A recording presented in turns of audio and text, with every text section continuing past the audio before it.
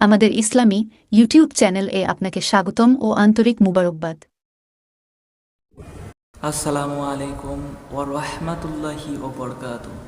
সম্মানিত দিনী ভাই ও বোনেরা, আশা করি আল্লাহ সুবহানাহু ওয়া তাআলার অশেষ রহমতে সকলে ভালো আছেন। আজকে আমরা কথা বলবো অত্যন্ত গুরুত্বপূর্ণ একটি বিষয় নিয়ে, তাই ভিডিওটি না টেনে সম্পূর্ণরূপে দেখার জন্য বিশেষভাবে অনুরোধ করা হলো। আজকে আমরা জানব মহানবী সাল্লাল্লাহু আলাইহি ওয়াসাল্লাম যখন দ্বীনের দাওয়াত নিয়ে তায়েফে গিয়েছিলেন, তখন তায়েফে কী ঘটনা ঘটেছিল সেই সম্পর্কে।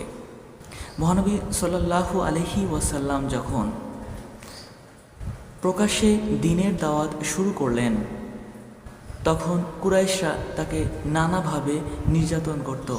তখন মহানবী সাল্লাল্লাহু আলাইহি ওয়াসাল্লামের চাচা ঢাল হয়ে দাঁড়িয়েছিলেন ও তার বিবি হজরত খাদিজা রাদিয়াল্লাহু আনহু ঢাল হয়ে দাঁড়িয়েছিলেন। কিন্তু তাদের দুজনেরই ইন্তেকালের পর কুরাইশরা তাকে নির্মমভাবে নির্যাতন করে। তখন মহানবী সাল্লাল্লাহু আলাইহি ওয়াসাল্লাম বাধ্য হয়ে তায়েফে যাওয়ার জন্য রওনা হলেন। তায়েফে গমন করার সময় মহানবী সাল্লাল্লাহু আলাইহি ওয়াসাল্লামের দুজন সঙ্গী ছিল। একজন হচ্ছে মহানবী সাল্লাল্লাহু আলাইহি ওয়াসাল্লামের আজাদকৃত গোলাম, আর একজন হচ্ছে মহানবী সাল্লাল্লাহু আলাইহি ওয়াসাল্লামের পালক পুত্র যায়েদ ইবনে হারিসা রাদিয়াল্লাহু আনহু। মহানবী সাল্লাল্লাহু আলাইহি ওয়াসাল্লাম অনেক আশা করেছিলেন যে তায়েফের লোকজন ইসলাম গ্রহণ করবে। এর দুইটি কারণ ছিল। একটি কারণ হচ্ছে মহানবী সাল্লাল্লাহু আলাইহি ওয়াসাল্লাম বনি সাকিফ গোত্রে দুধ পান করেছিলেন। আরেকটা হচ্ছে তায়েফের যে সর্দার ছিল উনি কুরাইশ বংশে বিয়ে করেছিলেন। তায়েফে অবস্থান করার সময় 10 দিন মহানবী সাল্লাল্লাহু আলাইহি ওয়াসাল্লাম গোপনে প্রকাশ্যে একাকী সামগ্রিকভাবে দাওয়াত দেন। তায়েফের বাজারে তিনি কোরআন তেলাওয়াত করেন এবং তায়েফবাসীর উদ্দেশ্যে বলেন, ইসলাম এবং মুসলমানদের স্বার্থে সাহায্য করার জন্য। কিন্তু তারা সাহায্য করেন না, উল্টা দুর্ব্যবহার শুরু করে দেন। তায়েফের নেতৃস্থানীয় লোকদেরকে মহানবী সাল্লাল্লাহু আলাইহি ওয়াসাল্লাম যখন দাওয়াত দেওয়া শুরু করলেন, তখন তায়েফের নেতৃস্থানীয় লোকজনরা দাওয়াতকে অস্বীকার করল এবং তায়েফের লোকদেরকে মহানবী সাল্লাল্লাহু আলাইহি ওয়াসাল্লামের ব্যাপারে খেপিয়ে তুলল। মহানবী সাল্লাল্লাহু আলাইহি ওয়াসাল্লাম যখন তায়েফ ছেড়ে চলে যাচ্ছিলেন, তখন তায়েফের উশৃঙ্খল যুবকরা তাকে পাথর নিক্ষেপ করে এবং গালাগাল শুরু করে। পাথর নিক্ষেপের ফলে মহানবী সাল্লাল্লাহু আলাইহি ওয়াসাল্লামের শরীর মোবারক রক্তে রঞ্জিত হয়ে যায় এবং শরীর থেকে রক্ত বেয়ে বেয়ে পড়ে তার জুতা মোবারক পর্যন্ত গড়ে যায় এবং জুতা মোবারক মহানবী সাল্লাল্লাহু আলাইহি ওয়াসাল্লামের পায়ের সাথে লেগে যায়। এ সময় মহানবী সাল্লাল্লাহু আলাইহি ওয়াসাল্লামকে ঢাল হয়ে বাঁচিয়েছিলেন তার পালক পুত্র যায়েদ ইবনে হারিসা রাদিয়াল্লাহু আনহু।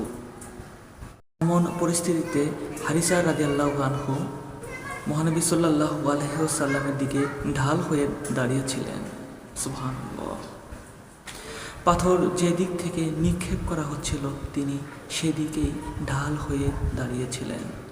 এমত অবস্থায় হারিসা রাদিয়াল্লাহু আনহুর মাথা মোবারক ফেটে যায়। অত্যাচারে সহ্য করতে না পেরে মহানবী সাল্লাল্লাহু আলাইহি ওয়াসাল্লাম মাটিতে বসে পড়েছিলেন এবং তায়েফের লোকজন সেই সময় মহানবী সাল্লাল্লাহু আলাইহি ওয়াসাল্লামের হাত ধরে উপরে তুলে দিতেন এবং বলতেন সামনে এগোনোর জন্য। যখনই সামনে এগুতেন তখন আবার পাথর নিক্ষেপ করা হতো।